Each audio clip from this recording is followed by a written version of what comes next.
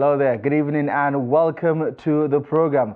This is Daily Politics, coming to you live on Trust TV, your go-to destination for everything politics, policy and governance. My name is Abdullahi Ahmed. Thank you most kindly for joining us. Tonight, we dissect the growing outrage and fierce debate surrounding President Bola Ahmed Tinubu's declaration of a state of emergency in Rivers State.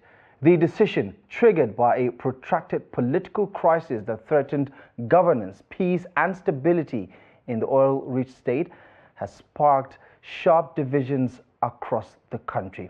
While the Nigerian Bar Association, PDP Governors Forum, Civil Society Situation Room and other opposition leaders have criticized the move, the Tinubu administration, the Attorney General and the APC insist it was a necessary move to restore law and order. Amidst this firestorm, the president has officially sworn in retired Vice Admiral Ibok Ete Ibas as the sole administrator to steer the affairs of Rivers State. Meanwhile, the Nigerian Senate put on hold its debate on the controversial emergency rule, raising further questions about the legal and political ramifications of this decision.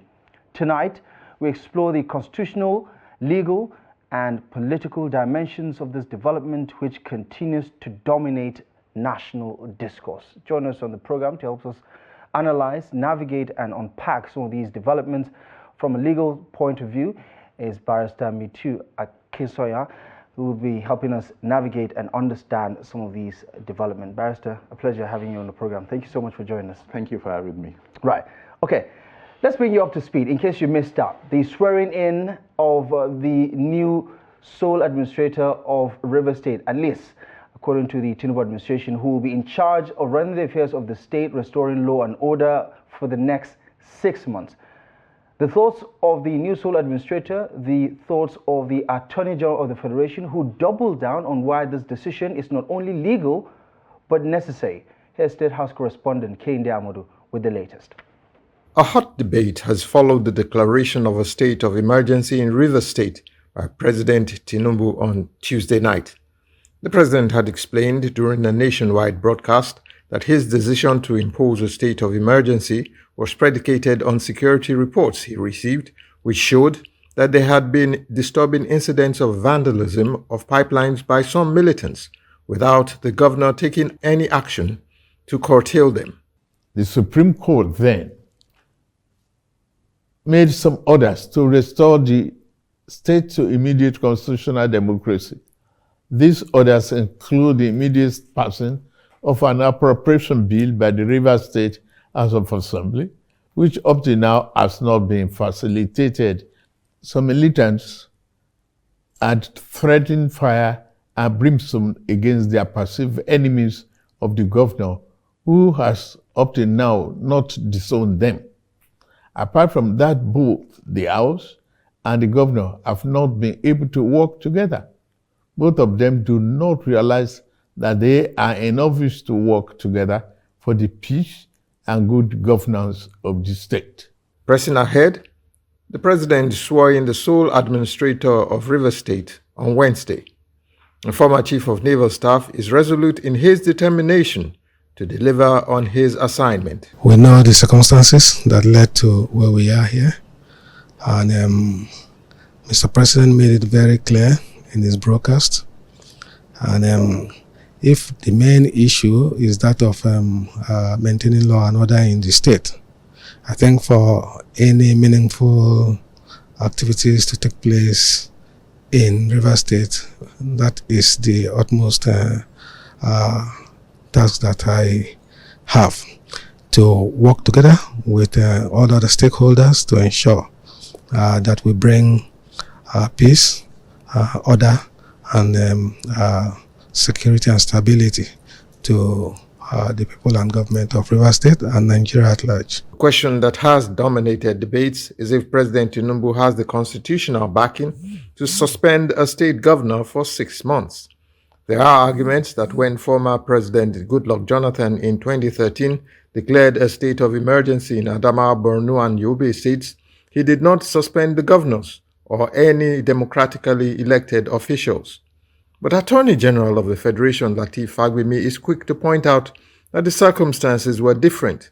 accusing Governor Fubara of telegraphing the militants that blew up the pipelines. There were what I would call telegraphing of the militants, I would say by the governor. And the reason I said so was when he beckoned to them that, oh, you will let them know when it was time to act, to the militants.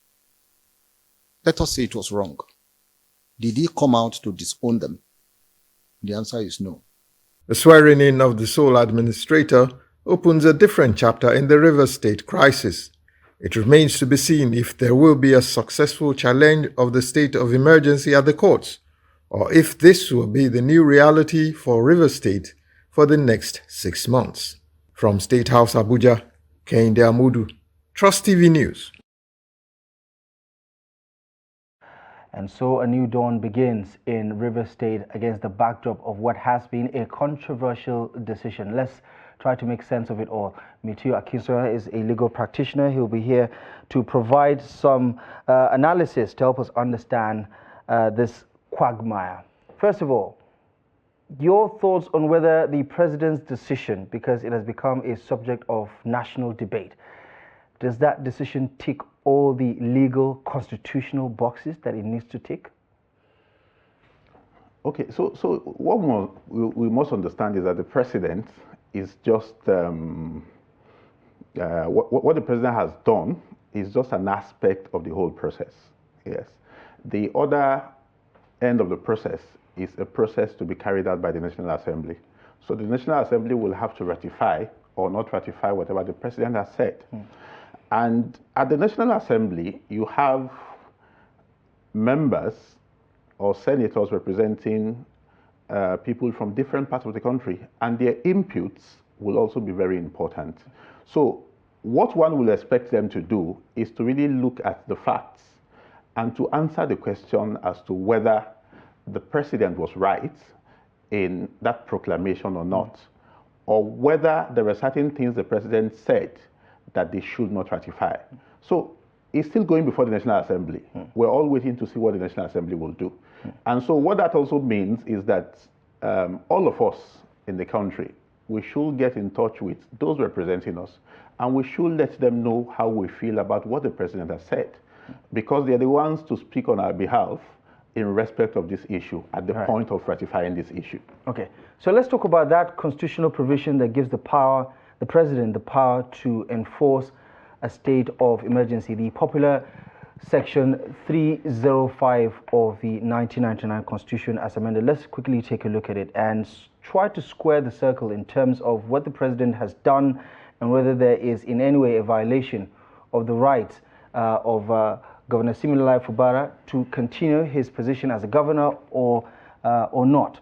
All right, the provision includes or provides for the president having the power to declare a state of emergency through an official proclamation, which the president did in that nationwide broadcast. The grounds include war, invasion, or external aggression, breakdown of law and order and safety, which I think the Tinubu administration is hinging on, natural disaster or public health emergencies, political instability that threatens governance, perhaps maybe also a part of that. But here's the key part that many Nigerians are saying is missing from everything that has happened so far. The National Assembly approval. The president needs that, right? The declaration must be approved by a 2/3 majority of both the Senate and the House of Representatives within 2 days if in session, or 10 days if not in session. It remains valid for 6 months but can be extended with legislative approval. So it's safe to say, Barrister, that the president does not have unilateral power to enforce what is happening right now. However, what do you make of the speed at which the president has gone ahead to appoint, not only appoint, but also sworn in the sole administration? Because the Nigerian Senate stepped down this consideration earlier in the day. The House of Representatives also said the numbers, they don't have quorum, so they're not going to entertain it now. Is the president putting the cart before the horse by swearing in a sole administration without the National Assembly's approval of his proclamation? I do not think so. So if you look at the Constitution gives the president the power to do everything, only subject to the ratification of the National Assembly within 2 days or within 10 days, as the case may be. So if the National Assembly tomorrow comes and say, we have not ratified whatever the president has done, the swearing in and the proclamation becomes null and void. Yeah, so we should just be patient. That's about 48 hours. I think we have spent about 24 hours now. So we wait to see what will happen in the next 24 hours to see whether the National Assembly will really deal with this issue and what they will say. What we expect to see tomorrow, of course, is a fierce debate at the floor of the National Assembly. Right. Is Section 305 much more important than Section 188 that talks about how to remove an elected governor? Okay, so I think there are two different things. Here you talk about a state of emergency. In Section 188, you talk about a misconduct in the part of the state governor that can lead to his removal by the state House of Assembly. But you see, when you talk about state of emergency, every constitution in the world, not just in Nigeria, has provisions for state of emergency. And when you say state of emergency, what you mean is that there's a desperate situation and that requires desperate moves. And does River State qualify as a desperate situation? Does it meet the criteria? In case in point, when you look back to 2013, 2014, with the Boko Haram insurgency, when President Goodluck Jonathan declared a state of emergency in the northeastern states of Adamawa, Yobe, and Borno, and in the case of Edo, in the case of Ekiti, in the case of Jos in 2004, with the ethno-religious clashes, for instance, does the situation in Rivers fit that particular criteria? One very good reference point was what happened in 2004 in Plateau State. And at that time, you would notice that there was a complete breakdown of law and order. And it was even spreading to some other states before the president came in. In this particular situation, we all read and heard about the two bombings of oil pipelines that occurred in a single day. And that, in my opinion, goes to the heart of the nation's economy, beyond even saying lives can be affected, but it can also even paralyze the entire country. And so when you have threats from a particular group of people saying they were going to blow up the pipelines, and they did so, I think it's really a desperate situation that requires a desperate move by whoever was in charge. So one would have ordinarily expected that the state governor, who is the chief security officer of the state, should have really come out to condemn that act and perhaps to also show that there were measures being taken to also curtail that act. Because that was perhaps from one side. You could also find also reprisal attacks from others. And if you also look at the situation, you also find that perhaps it's a particular ethnic group, you understand, that were making all of those noise about blowing up oil pipelines and all of that. And it could escalate. It could also escalate even into an ethnic clash, right? It could even go beyond that to even escalate into a further political clash. Yes. So I think the president, in my opinion, did what he should do. The other thing I cannot really answer now, because perhaps I do not know the details of what the president communicated to the National Assembly, is what led to the suspension of the governor, right, and then the House of Assembly. Yeah, so where is that? Help us find out where that can be contained in the Constitution, the Gronum. Yeah. Where does the president have the power to suspend an elected governor as well as a legislature? Where in the Constitution can we find that provision? So if you look at the whole of Section 305 or any part of the Constitution, there is absolutely no provision that empowers the president to remove a governor or to install a governor or to remove a deputy governor or to remove members of the House of Assembly. But if you look carefully at the president's broadcast, what he said was that they were being suspended for 6 months. And again, if you look at Section 308, beyond forwarding the proclamation in the Gazette, the provision also says the president also forwards the details of the state of emergency. And that details can include whatever the president feels he wants to include in the details, and then forward it to the National Assembly. Is this section open to the president's interpretation? Because it looks black and white to me when it clearly states that he may declare a state of emergency. And we've seen a state of emergency coexist with governors still running the affairs of the state, but under a state of emergency. We've seen it done under the Goodluck administration, for instance. Why does the governor have to step aside or be suspended for the state of emergency to be executed? Okay, so you see, we operate a system of checks and balances, and there are also separation of power, the kind of system we run in our democracy. And that's why the president is not arrogated the entire powers to deal with any situation. If you look at the processes of impeachment of a governor, you will also see that, yes, the legislature, at both the state level and national level, they have the powers to initiate impeachment proceedings, but it does not start and stop at their table, right? The judiciary also has a huge role to play. So our system is a system that provides for checks and balances. It's a system that provides for the separation of powers. So whatever details the president wants to include, he can include. He's at the liberty to include all of those details, right? If, like he has done now, he has said, yes, the governor is suspended, the members of the House of Assembly are suspended, and he has included that in the details that he has forwarded before the National Assembly. What we now wait to see is how the National Assembly will deal with that. Side by side, the facts or the reports that the president may have, that maybe some of us do not have, that he may have also transmitted to the National Assembly.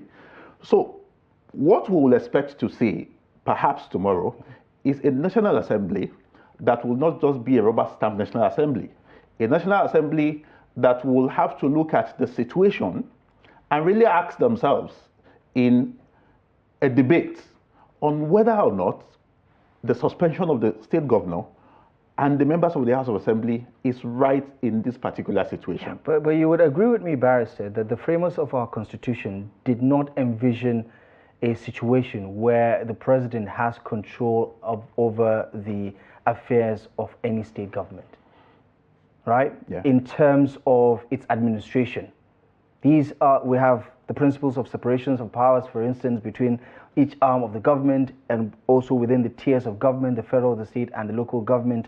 And for the most part, most people see and interpret the president's action as suspending democracy, because if you don't have elected officials run the affairs of any society, for instance, what you have is not a democracy.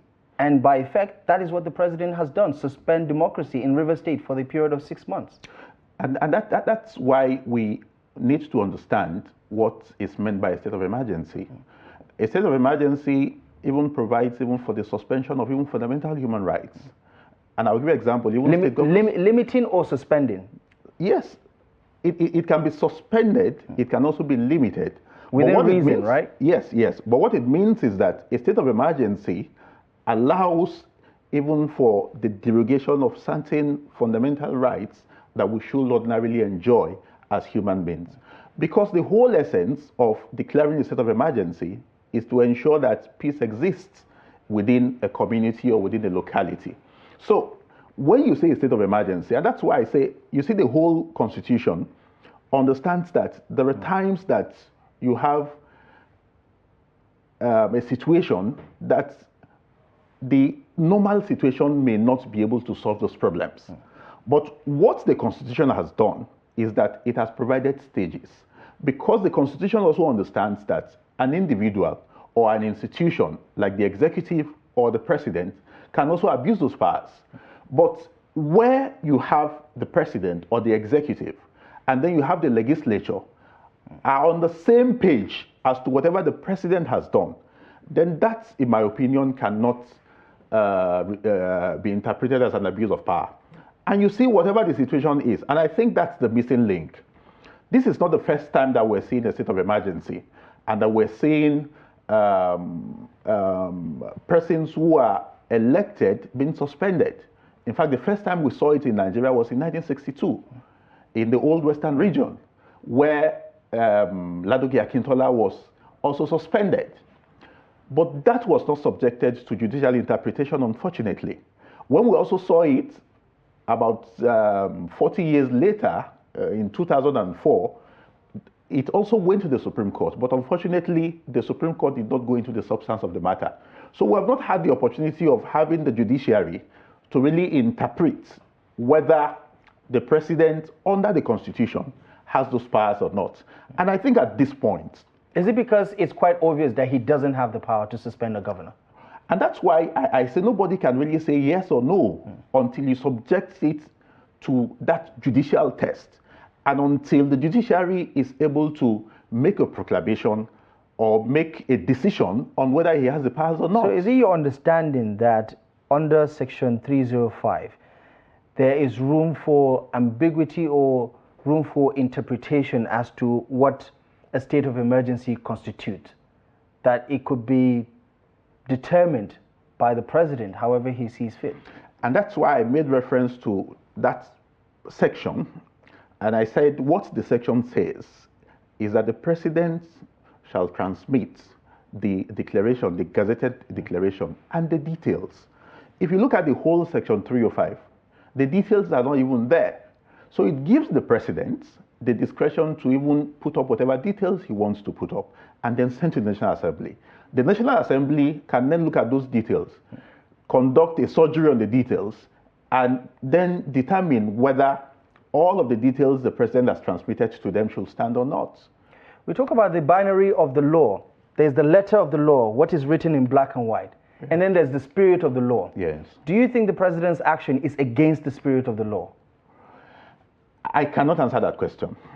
And why? From your understanding of Section 305? Yes, why I cannot answer the question is that reading Section 305, right, the section does not say that the president can suspend a state governor or his deputy or the National Assembly. Again, the section does not say the president cannot, right? So the entire section is completely quiet on what the president has done. But the question is whether the whole things that the president should do in the state of emergency is contained in Section 305 or not. It is clear that all that the president should do is not contained in that section. One example is that today the president did the swearing in of the administrator. Is there any provision in Section 305 that empowers the president to even do a swearing in? These are questions that I honestly think that should be interpreted by the judiciary. And I think all of the parties that are involved should really not stop at sentiments or talking about these issues. We should subject them to judicial interpretation. And whatever the judiciary says will then become the position of the law. Because the law, like we lawyers will say, is an ass. It depends on where you're touching it from. If a blind man comes and touches the head, he says, oh, this is what I feel. If he touched the tail, he also says, this is what I feel. So because the judiciary has not made a pronouncement on it, it is still subject to different interpretation. And then you cannot condemn anybody for whatever interpretation he gives or she gives to it. And that's why I think whatever the president has done must not be left where it is. The Nigerian Bar Association has given its position. The Honorable Attorney General has given its position. Civil rights organizations have given their positions. But what one will expect is that it should not stop there.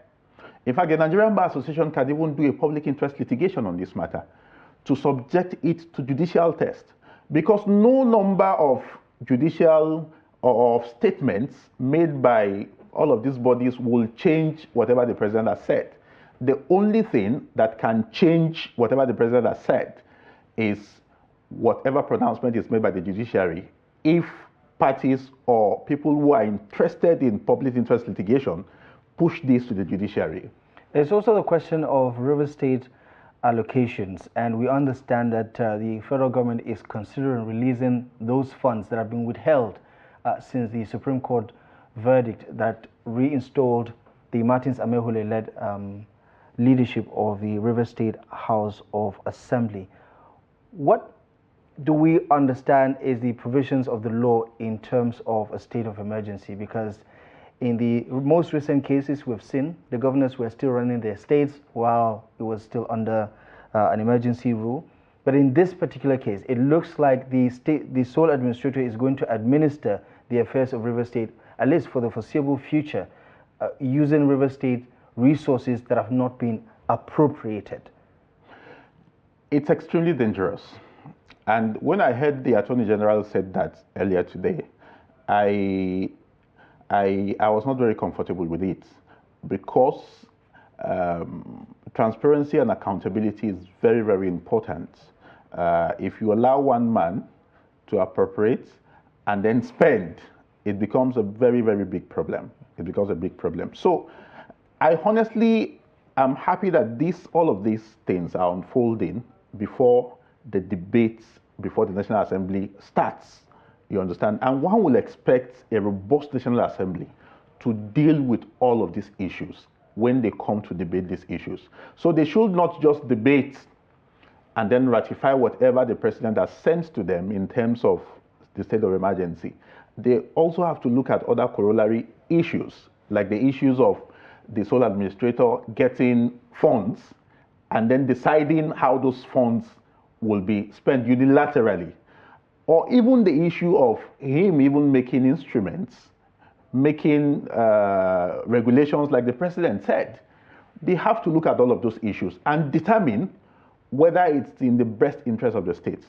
But you see, if you look back, you will find that even the democracy that the people of Rivers State subscribed to has not really worked for them in the last 2 years, because the House of Assembly has not always been on session, right? So even if you talk about the dividends of democracy, they have not been getting it. And if the president has decided to now come into the matter, I think some level of transparency, some level of accountability should be in place, so that tomorrow the Rivers people, or when the governor comes back, because it's only for 6 months, or when the State House of Assembly members then resume, it will not be an issue of somebody misappropriated funds belonging to Rivers State government. So for you, Yeah. the silver lining to all this mess and chaos is that it's a teachable moment where the courts can step in and interpret this quagmire once and for all, so that going forward we know the extent of Section 305 and its limitations in terms of application. Very well, because one major function of the judiciary is not just to decide disputes, it's also to interpret the law. So the drafters of the law, they know that the law can be ambiguous, particularly when it's been executed by members of the executive, the president in this situation. And that's why the judicial arm of government is there to always give an interpretation to it. And whatever interpretation they give to it will even help the legislature to do necessary amendments they may need to do. Yes. Or even where there are no amendments, whatever the judiciary says remains the law. I'll give you an example. Just recently, the Supreme Court struck down a section of the Sheriff and Civil Processes Act, Section 84, that requires those who want to enforce judgments to get the consent of the Attorney General of the Federation. No, not the Supreme Court, the Court of Appeal, sorry. And as we speak now, that section has been declared unconstitutional, and that remains the position of the law until it changes. You know, there were ambiguity as to whether people who wanted to enforce judgments or institutions required the consent of the Attorney General or not. But when the Court of Appeal said it's unconstitutional, it remains unconstitutional. All right. Okay. Yeah. Okay. Interesting days ahead, I bet. Looking forward to what the National Assembly will do and subsequent interpretations by legal practitioners like you across the country. This remains another sticking point for Nigeria's political discourse. Barrister Mutiu Akinsanya, thank you so much for providing us with the legal expertise on this one. Thank you very much for having me. All right. Let's have a listen to Senator Jimoh Ibrahim, who had something to say about why the Nigerian Senate stepped down, considering the president's proclamation of the declaration of a state of emergency in Rivers State. We'll be back with more insight on this development. Join us again. The Senate is a democratic institution, and the Senate has given room for more members. We were aware of this yesterday. but got to know about it today to be able to come tomorrow and air their views. Democracy is about numbers, it's about participation. So what we are saying is that we can adjourn it tomorrow in order to give room for more people to come. We formed quorum today, 68 people who are trying to register. They did not accept 17 leaders of the Senatorate. We are more than a quorum. We could as well go on. But we don't want to say about, it was 3 o'clock they brought it when members are already praying, they are fasting, and then there were not many people on the floor. That's the time they pass the proclamation. No. First thing tomorrow morning, information I got to other members, some members are fasting, they are praying in their homes. Tomorrow they will be here, and then by 10 o'clock, we pick it up.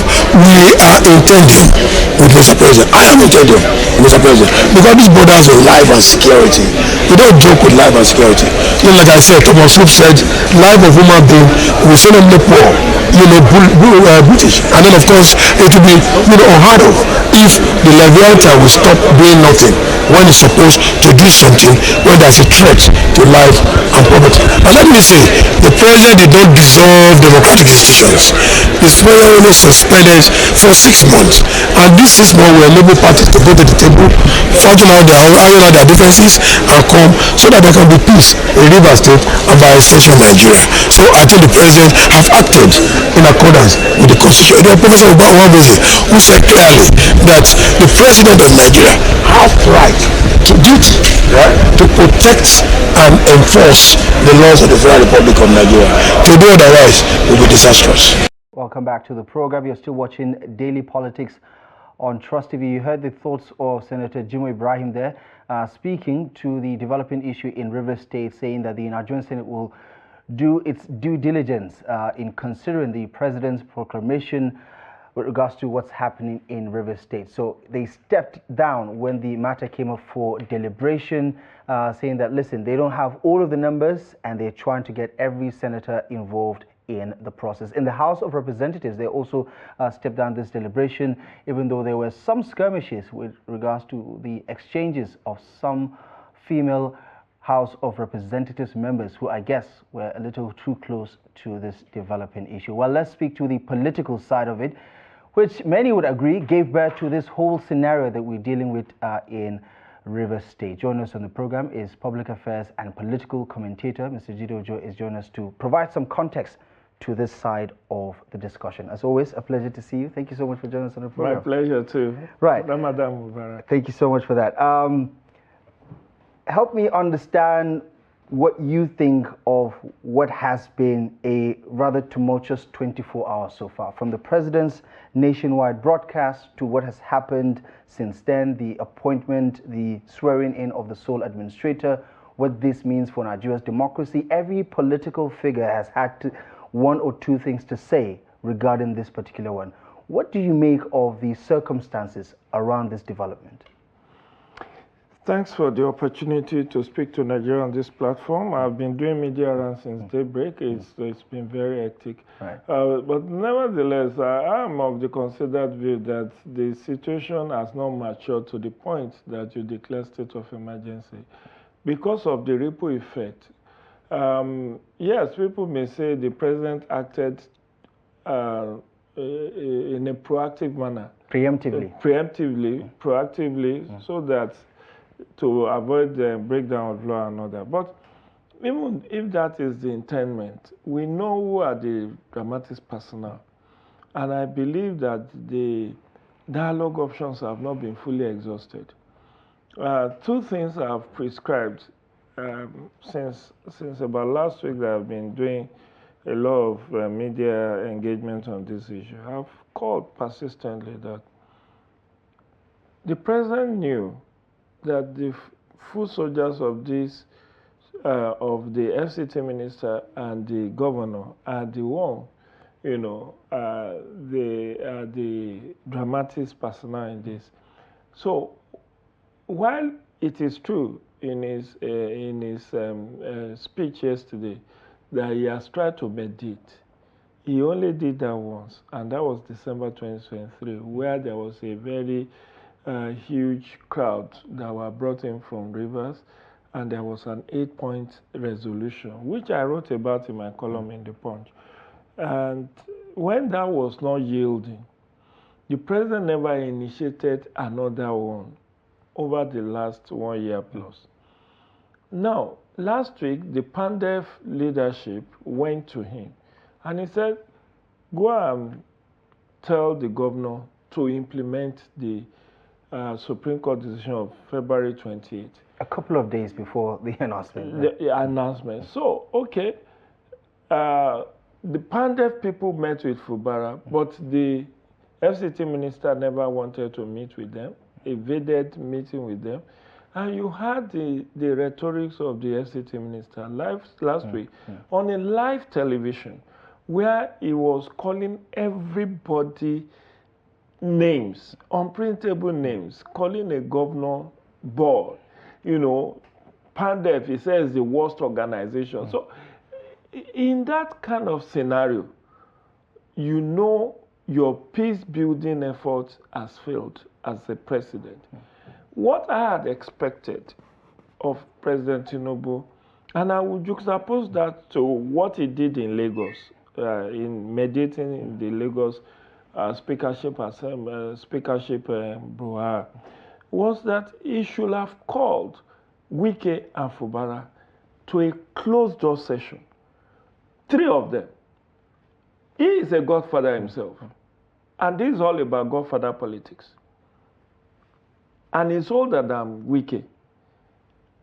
Wike has not produced, has not replicated, has no pedigree when you are talking of Tinubu, the Jagaban of Bogu.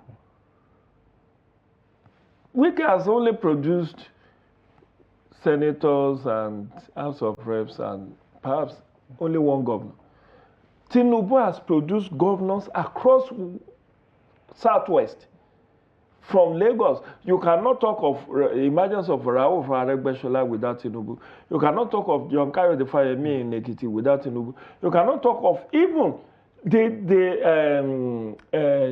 Olusegun Mimiko in Ondo. Despite being in Labour Party, Tinubu contributed to his success at the tribunal to wrestle his mandate. Then, of course, Lagos, all successive governors in Lagos. So what am I saying? Tinubu has seen it all in terms of godfather politics and could just have called for Wike and said, look, yes, I know this guy has betrayed you, but we can still teach him a lesson for 2027, but manage him for the time being. That is a political solution the president is not facilitated. Even there has not been public reprimand or caution for all the rhetorics that Wike has been making. Right. And I found that very curious, which is why many people believed, rightly or wrongly, that the president his mediation is lopsided. Yeah, was this a classic case of giving a dog a bad name in order to hang it? Because the president was quite scathing of Governor Fubara in his nationwide address yesterday. And does that make the whole thing rather distasteful if you consider, you know, who is at a loss here in terms of what this means politically for Rivers State? Exactly. I mean, even when you listen to Attorney General, he was very quick to pick on what Fubara said, but never talked about what Wike said. And Wike has routinely been addressing live telecast to make scathing and uncomplimentary remarks on everybody he has divergent opinion with. Even Abechi, that has now turned to be a Democrat today, what effort did Amechi, as a former governor and as an elder, what effort has he made at mediation? Every one of them is playing politics. Odili is playing politics. And that's why my second option is that, okay, assuming without considering the president is biased, there is another pathway to peace. The National Peace Commission, under the leadership of former head of state, Abdullahi Abubakar, could facilitate another mediation. Abdullahi Abubakar, Bishop Mutiu Asankuka, bring in General Yakubu Gowon, bring in Chief Emeka Yauku. Even if it's this fall, and then invite the FCT minister and the governor to a meeting here in Abuja. You think the president or the administration went to the nuclear option too soon? Exactly. They pressed the nuclear button too soon. That's why I said the situation hasn't matured. You have not exhausted all the dialogue options. But as you would know, Mr. Jide Ojo, a lot of Nigerians would say prevention is better than cure. Yes, I do agree. But in this particular instance, okay, the prevention should have been, the president claimed to have intelligence about people wanting to break pipelines. What preventive measure did he take? But I believe his intelligence should have told him that these people were hell-bent on removing the governor democratically or undemocratically. And look at the plot. Let me put this very succinctly. Wike and Fubara had a deal behind closed door ahead of 2023 general election that I will make you a governor, but these are the terms and conditions. It may well not be written, it could be a gentleman's agreement. What brought all of this about? Wike consistently said Fubara wanted to take over the political structure. It's not even money, structure. As far as we know. As far as we know. Right. But we do know, and people do say that almost everyone working with Fubara were planted or appointed for him by Wike. Now, he wanted to break free after 6 months, and that was one. But Fubara took a wrong approach to breaking free by okay, you heard that you are going to be impeached. The next thing, whether through his tacit approval or not, there was a fire incident on the assembly, Rivers State Assembly. Then the next thing you did was to go and demolish. And you never provided alternative place of meeting for the assembly. That is not only diversionary, it was cowardly, it was uncalled for. That you want to, because you want to preempt and prevent your impeachment, you now decided that you have to demolish the symbol of another institution of democracy. If all the parties weren't acting in good faith from the get-go, or at least when the fallout began, how does this current situation help the president, especially against the backdrop of the 2027 elections? Because a lot of what's been happening right now has been linked to the alignments and realignments ahead of 2027. How does the current situation help the president if he's trying to get re-elected in 2027? And that's why people have said, although I do not agree with those who felt that, oh, if you suspended Fubara, you should suspend Wike. No, the apple and oranges are what we are talking. Wike is not elected. Wike is appointed. So doesn't that make it easier for the president to No, it doesn't. Wike has a mandate to fix Abuja. If he's suspended for 6 months, do you know what the opportunistic, those whom he's been quote and unquote dealing with in FCT will ensure that he never get back. You know? And the president doesn't want to lose momentum. The argument in some quarters is that president wanted Wike for 2027 purpose, first to win FCT overwhelmingly. You know, he didn't win even up to 25% in FCT, which is part of the grant that the opposition challenges victory. Then to also retain victory in Rivers. That was why the president seems to be pampering Wike. But I think as a father to all, as somebody, I mean, look at the pedigree of the president, as I was saying. As a godfather, he has produced number 2 citizen. To his credit, openly, he said, look, Yemi Osinbajo, I was the one that nominated you.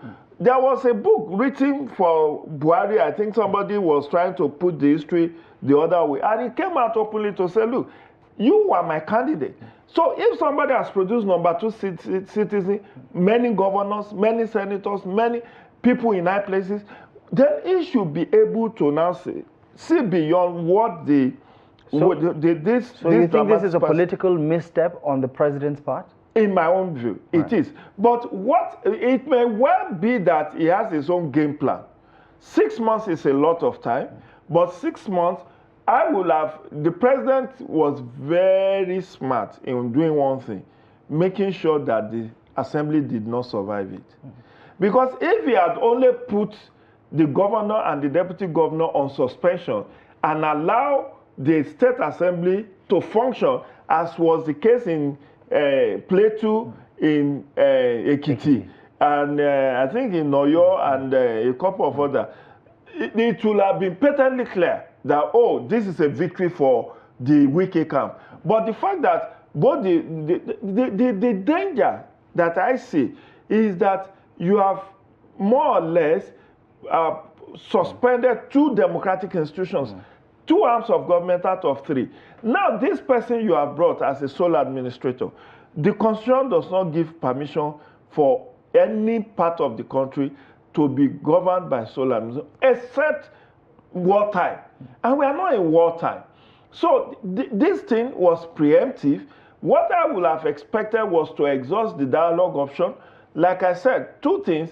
He should have called Wike, Fubara, and himself, locked themselves up, and hear foster what the issues are, and try to mediate.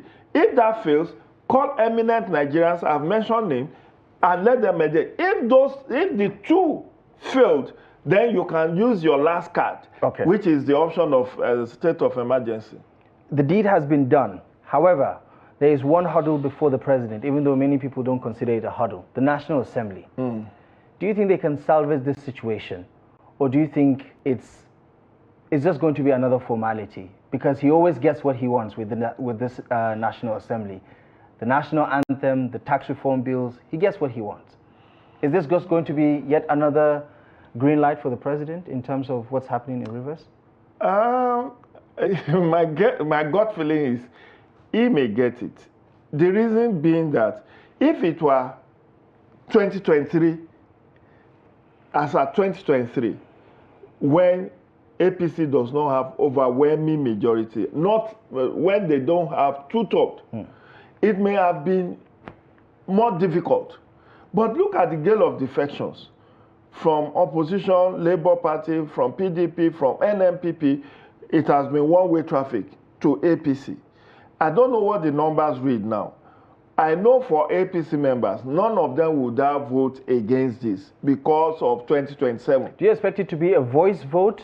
No. There is no two way about it. Anyway, they said two-thirds, so they have to put their name. It has to be, you have to count. And that's why they cannot take the voting today, because they don't know what they will mean. So what will likely happen in overnight is a lot of lobbying and collection of signatures. So they will have started doing their, people will have been sent out to make sure that they get signatures and whatever it will take, so that the president is not humiliated. Because if they fail to get that two-thirds and this falls flat on the president's face, it has consequences for future